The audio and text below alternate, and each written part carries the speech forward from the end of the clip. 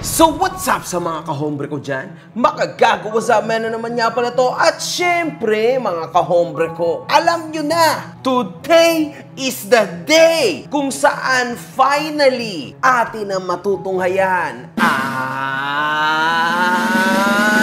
the biggest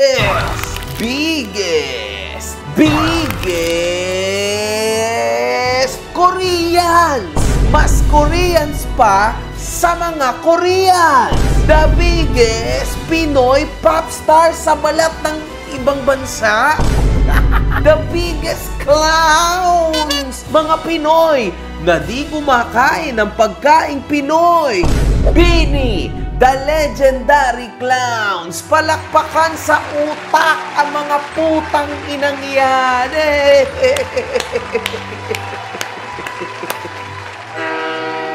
San Pablo'y! Hinahanap mo ba ako sa Facebook? I-follow mo na ako. Eto ang page ko. Wala akong totoong bisyo. Bisyo ko mag-jogging. Hindi ako nag-yosi. Yo, what's up? Tiny Montana in the house, guys. First time yata gumamit nun. Sa mga hindi nakasubaybay, meron tayong video sa Bini ukol sa pagkakaroon nila ng issue na pagkasabwat nila sa isang grooming incident kung saan meron dalawang lalaki na jokingly demonstrating a sexual act at sinabing ginagawa ito ng lalaki sa isang 13 years old na nagngangalang Ashley. Sa dulo ay nagawa rin namang mag-public apology ng Bini via post. Alam nyo na yan, napanood na natin at alam na nating lahat yan. Ngayon, nasa sangkot na naman po ang Bini sa napakatinding issue mga kahombre ko. Lagi na lang, issues over issues over issues. Ngayon, meron pong channel na ang pangalan ay People versus Food. Kung sa ay sari-saring mga individual ang pumupunta dito upang bigyang antas ang mga iba't ibang pagkain coming from different countries. Eto mga kahombre ko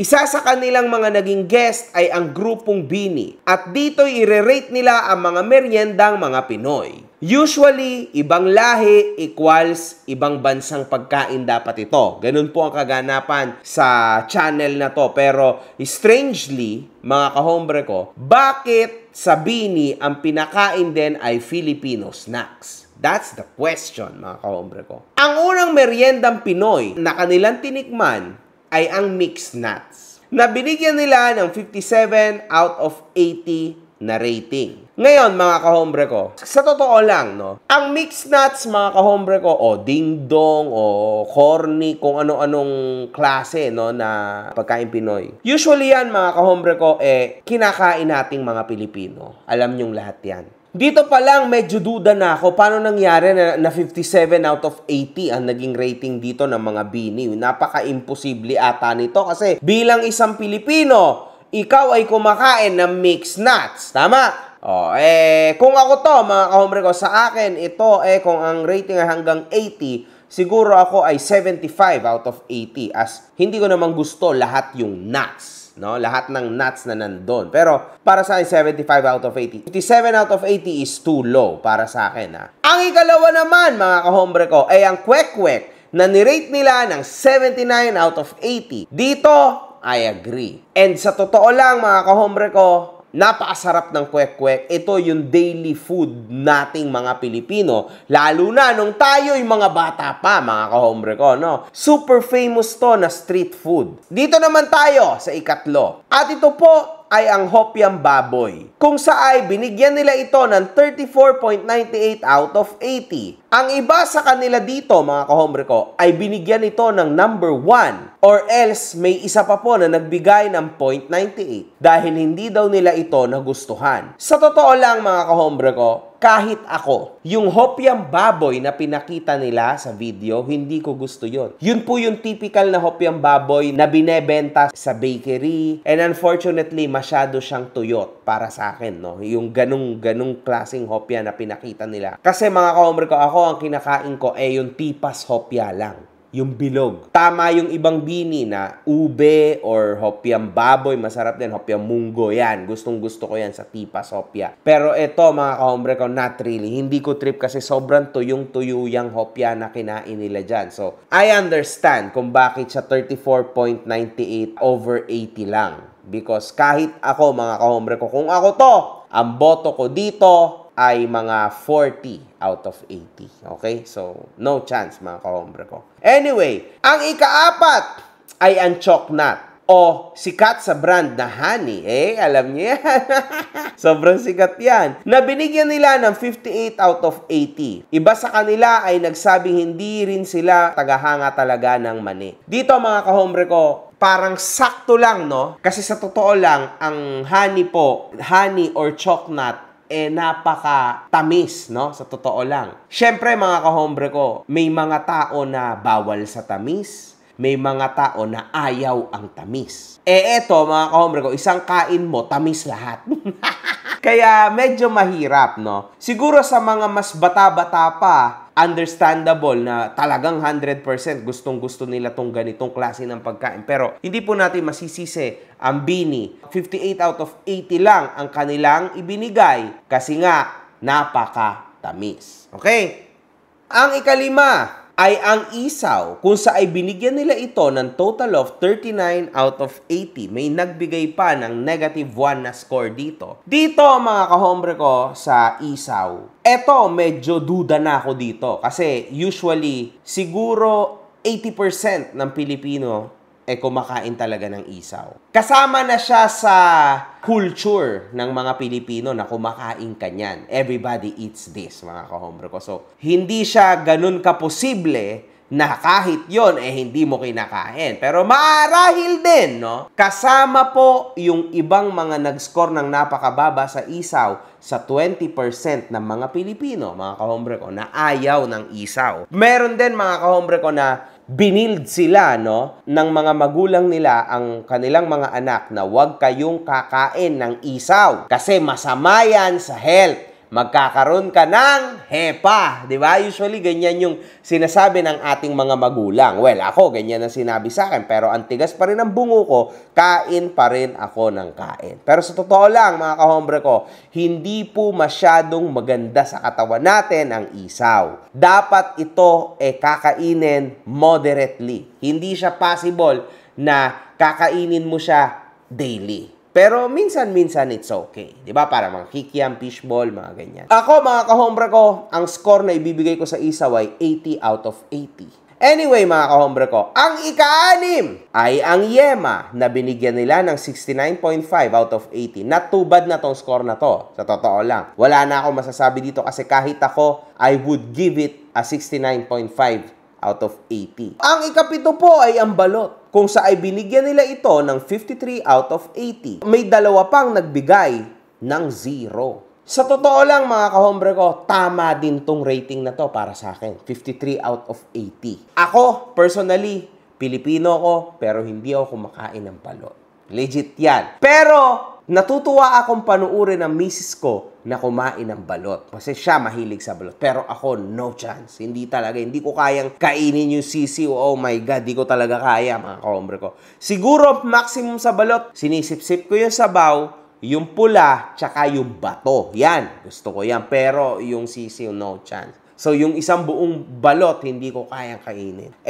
Para sa akin, itong 53 out of 80 is good. Kasi, bakit ka mo, mga kahombre ko? Meron din pong mga tao na matataas ang kolesterol. Wala pong age yan, mga kahombre ko. Walang age yan. Kahit sino pwedeng tamaan ito, kahit yung mga taong mapapayat, may mga kolesterol yan, na mas nahihilo ka, konting kain mo lang ng balot, no? So, delikado to sa health. To tell you the truth, ang lakas po nitong maka-high blood. Malay nyo, sa mga pamilya nila kung saan sila lumaki, pinagbabawal ng pamilya nila na kumain sila ng balot dahil sa masamang naging experience ng mga pamilya nila sa pagkain nila ng balot. So, maaaring yan ang tumanim sa isip nila, kaya hindi sila kahit kailan kumain ng balot. Tinry nila, but no. No chance, hindi nila kaya. Ikawalo ay ang dugo o Betamax na binigyan nila ng 17.5. May isang 0 at isang negative 5. So dugo o Betamax, ako mga kahombre ko, 100 ako dito sa ganito. Kasi gustong gusto ko po ang dugo o Betamax. Pero sila, hindi nila talaga trip ang Betamax, halata naman. Maaaring for religious belief, kaya nila ayaw kumain ng dugo or Betamax, which is very, very respectable, no? Or else, choice din talaga nila na hindi kumain ng dugo or Betamax.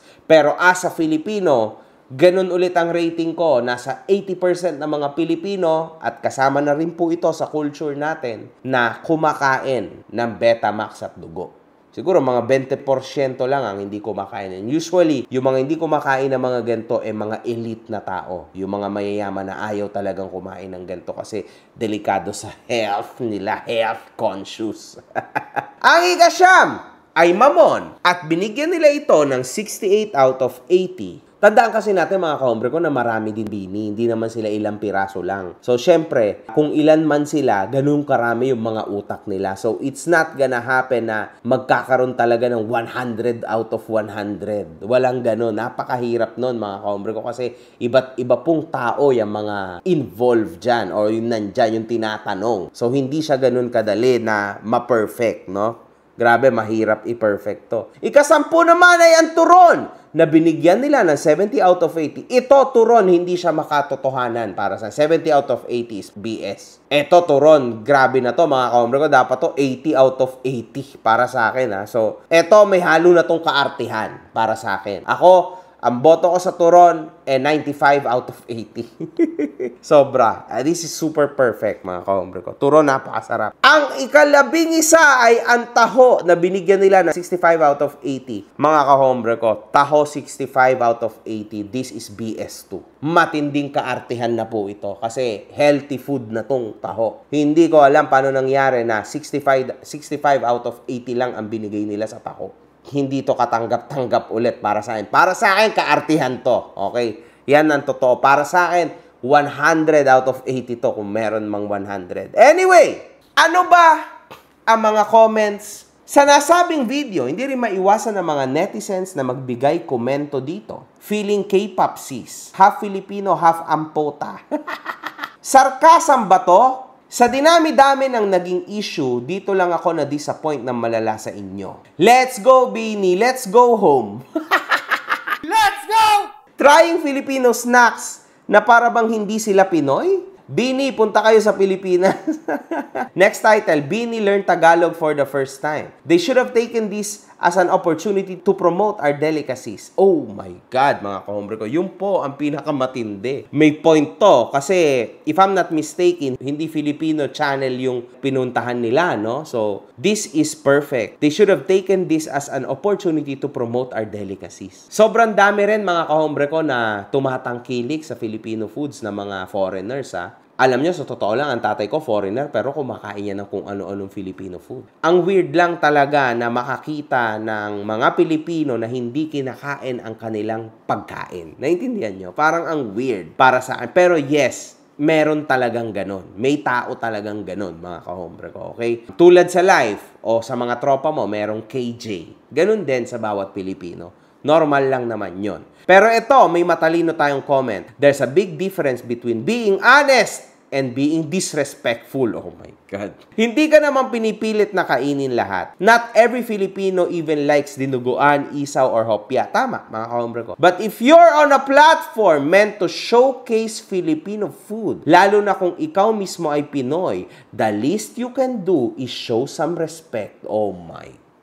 Yung nagkikim-kim ng reaction, okay pa. Pero kung puro pamimilipit, pandidiri at pagtawa ang peg nyo, it's not just about personal taste anymore. It gives the impression na nakakahiya ang sariling pagkain nating Pinoy. Representation matters. And when you're in front of camera, your attitude speaks louder than your words. Hindi lang panlasa ang pinapakita mo, kundi kung gaano ka ka-proud sa sarili mong culture. Oh my God! This is some real talk, mga kahombre ko. Ang lalapo nito. Ang fandom naman ng Bini ay nagawang protektahan ng kanilang mga iniidolo I love how they are so genuine in their ratings. Very honest. I will rate the eaters a 10 out of 10. The authenticity is really there. No need to pretend that they like a certain food for the sake of judgmental viewers. Simple lang naman yan.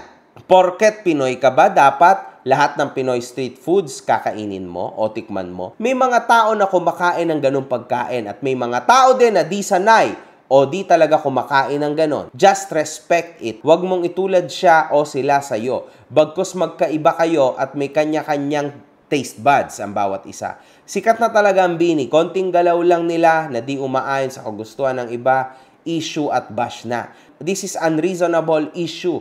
Kahit anong bashing pa yan, may mga blessings pa rin na dumadating sa kanila. Kaya never silang magfo-fall down. This is part of God's plan. May purpose sila. Kaya kahit anong bash at paninira, patuloy pa rin na pinagpapala at umaangat. Bashers and haters are never pleased. Wow. Kapag Bini content, sumusugod palagi ang mga bashers na palamunin. Habang kinakarir nyo ang pagiging bashers, mas lalo kayong lalagapak pababa. Hindi kayo aahon. Kung mahirap kayo, mas lalo kayo maghihirap while ang Bini bine-bless ni Lord. I appreciate how honest Bini are when rating the food. They don't feel the need to pretend to like something. As a Filipino myself, I have to admit, I'm not a fan of balot, Betamax, or isaw either. So, ano ba sa tingin ko to, mga kahombre ko? Personal comment ko, no? Ako bilang half Filipino and half Sri Lankan, no? I feel bad about this. Kasi tama yung unang comment, no? Na dapat man lang nagpakita ka ng respeto. Kasi iyan na yung perfect platform dahil foreign platform yan, no? Para tangkilikin mo at ipakita mo man lang sa mundo na masarap ang pagkain Pilipino. Kasi parang nandidiri ka pa di ba? Sa street foods ng Pinoy. Kung mapapansin nyo mga kahombre ko, yung mga Indian, no? Na antindi ng pagtatanggol nila sa kanilang mga street food kahit pinapaan nila, binibibig nila o kung tinetengan nila yung mga pagkain nila, it doesn't matter. They still love and respect their food, their culture, their traditions. Nakikita nyo naman sa comment section na ikipaglaban ng mga Indiano dyan. Sa totoo lang mga kahombre ko, ang street foods ng Filipino, hindi tulad ng gano'n na ang dugyot-dugyot. Kahit papano naman mga kahombre ko, malinis naman ang Filipino food. And I really trust Filipino street foods. Kasi sa totoo lang, yan din na nagpakain sa akin, lalo na nung panahon na walang-wala ako. Ngayon mga kahombre ko, saludo ako sa mga foreigners na pumupunta dito na tinatry ang ating street foods. And they actually like it. It's just super weird na paano nangyari yon na even yung pronunciation, kung mapapansin nyo, ng mga pagkain natin, inaartehan nila, no? Ang arte ng pronunciations nila. Why, man? Be proud of who you are. Huwag kayong magpakapeke sa sarili nyo, ha? Pilipinong-Pilipino mga itsura nyo. Kahit anong gawin nyo, guys, hindi kayo magiging Koreano, hindi kayo magiging Amerikano. Mahalin ang inyong sariling kultura. Sa totoo lang mga kahombre ko, wala naman din kayong lulusutan Pilipino ka Wala kang choice. Di kung ganun, mahalin mo na lang ang sarili mong bansa. Mahalin mo na lang ang iyong sariling kultura, tradisyon. Yakapin mo na lang, wala ka din naman magiging choice Alangan namang gawin mo, kunwari tulad ng Bini, sa pagkakataon na ito, no? Ganyan silang kaarte. Hopefully, kayo, mga kahombre ko, wag. Because third world country na nga ang bansa na ito. Kahit ba naman kayo, tatalikuran nyo ang ating pagiging Pilipino. Huwag naman ganun. Masaklap na yan, mga kahombre ko. Kumbaga, wala pang ang gyera, sumanib na kayo sa kalaban natin. Grabe naman yan. Huwag naman ganun. Mahalin naman natin ang ating sariling bayan at ang ating sariling mga pride. Di ba? Mahalaga yon. Kung sinigang ang pangalan ng pagkain, sinigang ang sabihin nyo. Huwag sinigeng. Wag! Wag, man. Wag ganon. Putrages. Napanood ko sila Grabe, even yung pangalan ng sarili mong pagkain na Tagalog, no? Iniiba mo rin yung accent. Ba't naman ganon? Do not please yung ibang lahi. Kung ano yung pronunciation, ganon mo pa rin i-pronounce. Pilipino ka baliw ka ba? Pinoy ka, mahalin mo yung iyong lingwahe. Kahit anong gawin mo, hindi ka magiging ibang lahi. Pilipino ka, promise, trust. Pero, hindi ibig sabihin nun, mali na totally ang Bini. Kasi sa isang banda, hindi naman lahat ng Pilipino gusto ang Filipino street foods. We are not talking about Filipino food delicacies. We are talking about Filipino street foods. Magkaiba po yan, mga kahombre ko. So, ang street foods, alam nyo naman, mga sobrang weird na mga pagkain. Siyempre, hindi lahat kumakain. Kahit Pilipino pa hindi kumakain. Maaring yung iba, as I said before, religious belief. O maaari din naman na nag-iingat sa katawan nila, sa kanilang health, o health conscious lang talaga, ayaw kumain dahil para sa kanila madumi yun. Mostly po na mga gumagawa niyan yung mayayaman, yung mapepera, yung mga elite. Samantalang yung karamihan ng Pilipino tinatangkilik at tatangkilikin pa hanggang sa dulo ng kanila mga buhay ang Filipino street foods. Real talk yan, mga kahombre ko. Kasi isa din po yan sa pantawid gutom ng bawat isa sa atin. Para sa akin, mga kahombre ko, kayo na ang magdesisyon kung sino nga ba ang tama o kung sino nga ba ang mali. Para sa akin, kailangan lang nating mag-middle kasi hindi tayo pwedeng bias sa ating content. Yun lang ang sa akin. Pero ako, I really love Filipino street foods. One love. Good fucking vibes. Mga putang ina nyo kayo.